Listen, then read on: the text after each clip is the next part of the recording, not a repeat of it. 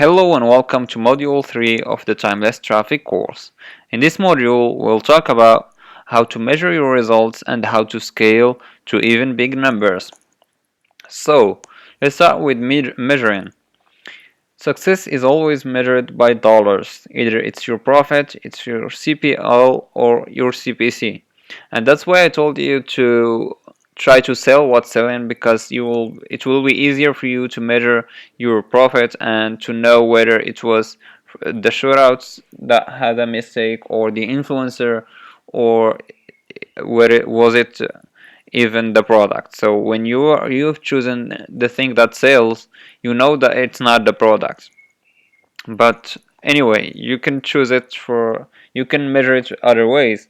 For example, in your CPL, when you have already collected emails from advertising campaigns, you clearly know how much does it cost you to get leads. So you will clearly see whether the shootout was successful or not. As for the CPA offers, it's clear. Either you're making profit or you're not. If you're making profit, it's good. If you're not making profit, cut it. And for sales, it's clear sales, clear profit. Sorry. When you're making good profit, it's good. When you're not making good profit, it's not good. Don't wait for people to come back again to your store, unless you have used in your influencers, you've used YouTube.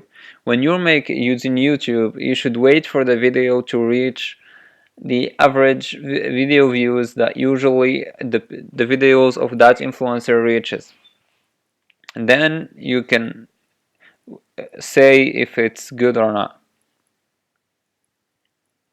Go with the winners. As I told you, when you're going with the things that sells, it's great for you because you know that the product is good. But when you're making the shootout and you have some winners and some products that didn't make you really good profit or make you small losses, then you don't focus on them. You forget that you did those and you focus on the winners and try to repeat them the way we're gonna tell you about. So tweaking the thing. It's using the similar products with the same influencer. Use very similar products with that same influencer in that same niche, because it will make you money the same way it did make the first one did make you money. You continue doing that until this audience is kind of exhausted, and then you go to something else.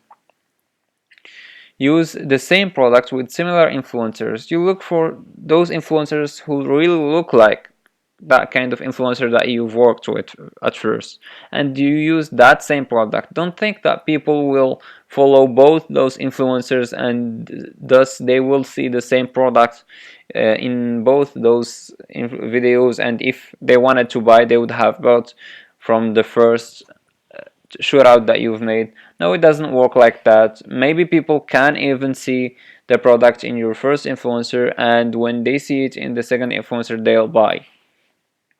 So just don't think about that and use that same product with similar influencers.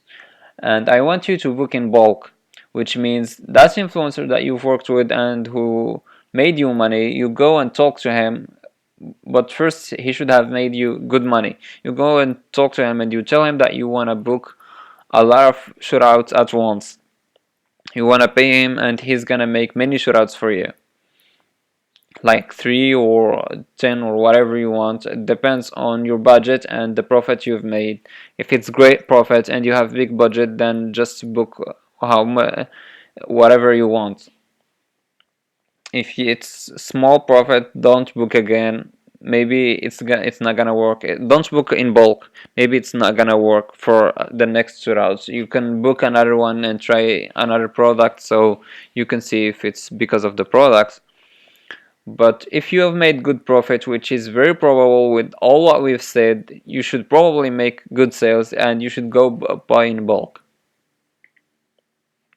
Use spreadsheet to list your results and list the next targets with their details. You go to your spreadsheet that you've prepared before and you list your results, and then you go list similar niches, similar influencers to contact them again, very similar ones, and try to do it fast now that you know the winners. Tweak to other niches. For example, this is what our students does. Some of our students who work in POD does that.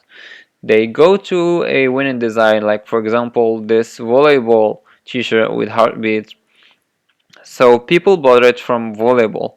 So they go and make a similar one for dog lovers, and they sell it, and it works. The same they did for Straight Outta Dallas to this t-shirt Straight Outta Hogwarts for Harry Potter lovers. So you do the same. Either you're selling for example, a course or a book on how to pet your dog. You do the same, and you look for a ClickBank product on how to pet your cat, and how to pet your chicken, and how to pet your pigeon, and you do the same with similar guys. So this is a good trick to scale and to make more money. Either it's a physical product or a digital product or whatever you want. If it's a JVZoo, you go and look for product launches that are similar. Whether it's ClickBank, you go for similar stuff and you tweak a little bit. Now that you know how to scale to all the influencers of the same niche using the same product, you can scale to other niches and you can reach wherever you want. So see you in the next video for more tricks to scale way more than that.